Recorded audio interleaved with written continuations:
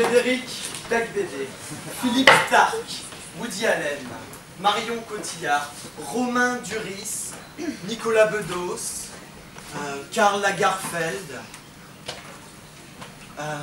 qui d'autre? Fauve. Voilà, une société peut se passer d'artiste. Car une société, c'est autre chose. Une société, c'est une communauté de destin. C'est vous et moi. Une société, c'est un quotidien beau, brut, essentiel. Une société, c'est un socle pur. 3 mots, 3 piliers, point d'artiste, travail, famille.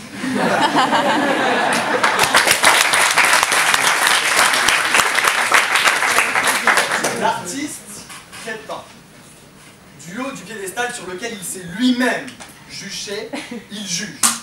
Il juge pour expier la société des mots qui l'habitent. Comprenez, il distille en prose et sert en vers ce remède indispensable, absolument. L'artiste chante, Salvateur d'une société. Le besoin qu'on en a est symptomatique d'une société qui va mal. L'artiste est salvateur.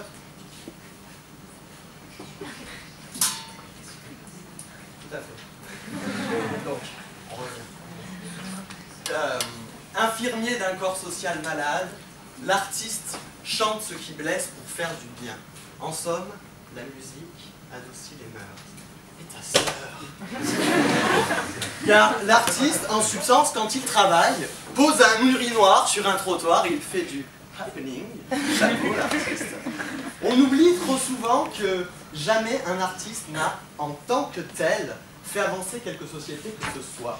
Zola et son J'accuse n'ont d'intérêt que parce que l'auteur est aussi penseur. Politisé, intellectuel, passionné. Il est une certitude, celle que s'il n'avait été qu'artiste, cet incendiaire billet n'aurait été qu'un assommeur de plus. Seulement voilà, s'il sait écrire, Zola sait aussi penser. Et c'est ce qu'il pense, non ce qu'il romance, qui dispose pour la société d'un véritable intérêt. Delacroix, la liberté guidant le peuple. Gaël nous dira probablement que cette allégorie libertaire révèle ce qu'il y a de plus beau, dans cette marche révolutionnaire. Et Gaël se trompe. Car Delacroix oublie précisément ce qu'il y a de plus beau dans cet épisode sanglant. Car si vous regardez avec attention la liberté guidant le peuple, vous remarquerez, apeuré, que la Marianne dont il est question ne possède, et c'est un fait, absolument aucun téton. Cachez ce sein que je ne saurais voir. Et si je veux le voir, je fais comment? Que quelqu'un ait encore le culot de me dire que l'artiste est indispensable, en ce sens qu'il révèle à la société, à la plèbe ignorante, le beau qu'elle ne pourrait voir. Courbet. Lui avait du talent. L'origine du monde. L'origine du monde. Un tableau, Dieu merci, enfin passionnant. Passionnant à tel point que parfois, avec plaisir et gourmandise, je voyage dans le passé. Gaël, tu en conviendras, rien n'est plus excitant qu'un lieu qui, depuis la nuit des temps, surtout la dernière, simplement t'habite.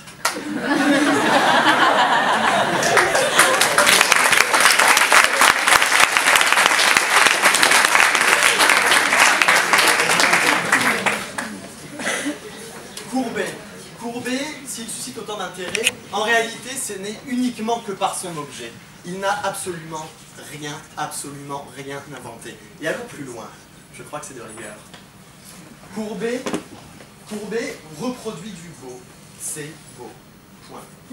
Le beau précède l'artiste. Et trop souvent, ce dernier de sa toile, impunément, nous le voile. Étrange paradoxe, puisque l'artiste oublie, nous cache l'objet premier de son art.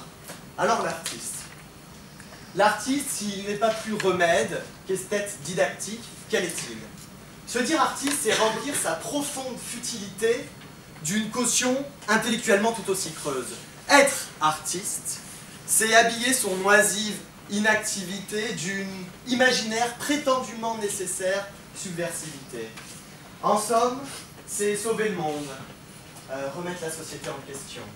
C'est dénoncer la faim dans le monde en dessinant un banquet, c'est croire qu'on peut nourrir le Darfour avec des natures mortes.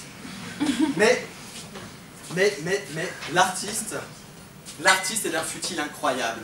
L'artiste est d'un futile incroyable, il se dit indispensable, mais malheureusement trop ésotérique pour ces pauvres petits cerveaux populaires. Alors, si l'artiste subsiste, résiste, persiste, c'est que l'artiste a un public élitiste. Un public qui dit riche, riche culturellement, mais en réalité plus riche que cultivé, qui nous défend mordicus à quel point nous avons besoin, nous tous, de l'art et de ceux qui le créent.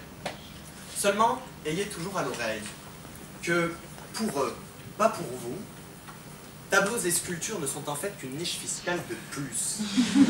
Et que le jour où, comme pour le reste, l'art sera réellement visé par le fisc, vous vous rendrez compte, bien et comparses me diront que ça n'est que du fist.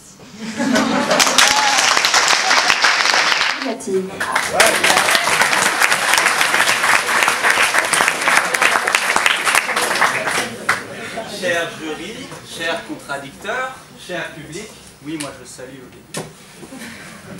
Quel fut mon plaisir à l'instant même de voir que mon contradicteur venait de faire lui-même la démonstration que je m'apprêtais à vous faire. En effet, il a tenté quelque chose de tout à fait artificieux. Il défend une société sans artistes alors même que nous nous affrontons dans une compétition d'art oratoire. Et qu'à ce propos, il s'est livré à un véritable exercice de création artistique. Ainsi, son propos revient à dire que l'on pourrait finalement se passer de lui. Voilà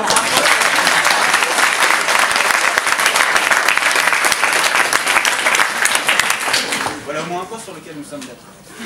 Cette introduction facile est en fait, passons au cœur du débat. Une société peut-elle se passer d'artistes? Terrain glissant, mais nombreux sont mes arguments. Terrain glissant pourquoi? Parce qu'en effet, cette question, je me la suis déjà posée plusieurs fois. Et toi aussi, public. Devant ces individus, ces gens, ces artistes bedonnants, ces littéraires de second rang, ces va-nu-pieds gauchisants, ces hippies défroqués, ces utopistes aux cheveux longs mais aux idées courtes, sinon à nous énerver, à quoi servent-ils? Mais je reconnais là, j'ai fait une erreur, car on ne se pose pas la question de l'utilité de l'art sans le corrompre. L'art ne sert pas, mesdames et messieurs, l'art est beau, l'art est là, c'est tout. L'auditoire éminemment cultivé se rappellera aisément la sentence de Théophile Gautier dans la préface à Mademoiselle de Maupin, c'est ça. Il n'y a de vraiment beau que dans ce qui ne peut servir à rien. Et Théophile Gautier d'ajouter, l'endroit toujours le plus beau dans une maison, ce sont les latrines. L'art, mesdames et messieurs, ne sert pas, l'art est beau, l'art est là, c'est tout. Sa création est sa propre faille, il ne sert personne sinon lui-même. Penser l'art en termes de rentabilité et d'efficacité, c'est faire la même erreur que rentrer dans une école de commerce pour s'y cultiver. Mais si vous souhaitez réellement raisonner en termes utilitaires, dites-vous, messieurs, dames, que les artistes sont ni plus ni moins les ingénieurs de l'âme. Car oui, c'est là tout leur caractère essentiel. Oui, les artistes sont essentiels à toute société. Non, aucune société ne peut se passer d'artistes. L'originalité du regard qu'il porte sur la société et qu'il pérennise dans son œuvre est facteur essentiel de changement, de dépassement, de progrès, d'ouverture. À la manière d'un Wagner, dont l'œuvre a permis de déplacer les frontières du Reich jusqu'en Pologne, l'imagination de l'artiste permet de dépasser les limites. Plus simple encore pour vous convaincre, imaginez un monde, une société sans art ni artiste. L'état envisagé renvoie ni plus ni moins à l'état d'une bête. Une bête tout simplement animée. Une bête simplement animée par les seuls besoins de se nourrir, de dormir et se reproduire. Non pas que remplir sa vie uniquement de cette dernière perspective ne paraisse pas une idée intéressante, et c'est certainement pas mon contradicteur qui dira le contraire, mais c'est là oublier quelque chose d'essentiel. Les besoins de l'homme ne sont pas que matériels. Les besoins de l'esprit ont toute leur place à côté des besoins du corps. À côté du corps, l'art rend l'existence tolérable et supportable. Comme lui dit le peintre autrichien Friedrich Schreis, comme lui dit cet homme, quand je peins, je rêve. Quand je m'arrête de rêver, je ne me souviens plus ce dont j'ai rêvé. Mais le tableau reste, car le tableau est la moisson du rêve. L'art, mesdames et messieurs, permet de rêver. Et le rêve est essentiel à tout homme. Malheur à qui ne rêve. Une société sans artiste, une société sans art, c'est une société sans rêve, une société sans beauté, sans création, sans mouvement. Ainsi, de manière évidente, la société ne peut se passer d'artiste. L'artiste, merci, l'artiste n'a de seule limite que son imagination, c'est-à-dire aucune. Ainsi n'aurait-il pas été plus habile de se demander si c'est pas réellement l'artiste qui a besoin de la société? Je vous remercie.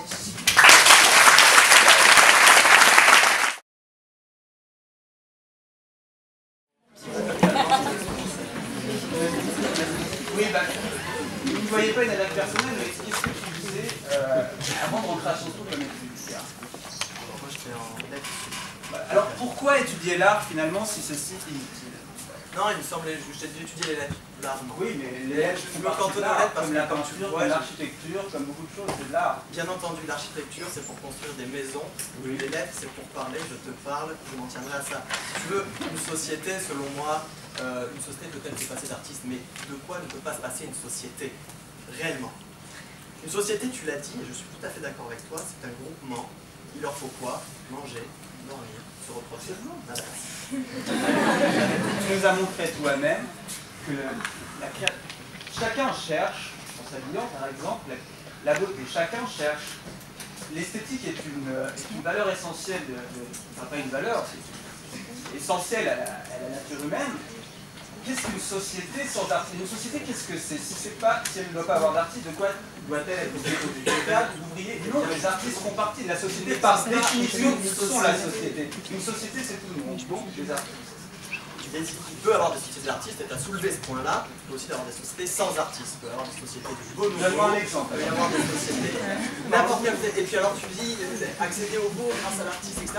Moi j'ai une autre théorie, je voulais exposer, c'est-à-dire que le beau, non, précède l'artiste. L'artiste n'a absolument aucun rôle de ce point de vue-là. Et sinon, je ne vois pas en quoi ce que l'artiste peut apporter à la société. L'artiste, dans une société... Tu as cité Zola. On l'a vu, c'est souvent... Zola s'est fait entendre justement parce qu'il était artiste. Tu dis, Zola, on l'a entendu parce que c'était un homme de pensée. Crois-tu vraiment que s'il n'avait pas été reconnu comme artiste avant, il aurait été écouté? Bernard-Henri Lévy fait un j'accuse. On entend dans le monde, on n'écoutera pas. Zola. La question qui a été posée précédemment. Les savants sont-ils dépressifs? Savants, sous-entendu grand génie, et les artistes souvent le sont. Dépressifs. Et moi j'ai envie de leur dire, pose ton stylo, prends un Xanax, ça va passer. Je crois que ce sont les plus malades. Une société peut-elle se passer de cerveau malade? Oui, je le crois. Et puis, tu verras qu'il y a un conflit grammatical dans cette phrase. Une société peut-être se passer d'artistes au pluriel. Sous-entendu, pas artiste l'entité. C'est donc, est-ce qu'on peut supprimer quelques-uns de ces artistes? En effet, là, on est d'accord. Là, on est d'accord. C'est coolmesque. Ceux qui se font passer pour des artistes, ceux qui mettent des urinoirs dans les rues, comme tu l'as dit, ne sont pas des artistes. Et tu vas parler d'eux. Mais qui fixe les règles? La postérité montre que certaines œuvres sont dignes d'être considérées comme telles. Quelle figure? Alors non, c'est pas toi qui le dis, certainement pas, mais nous avons des œuvres qui servent la société. Parce que...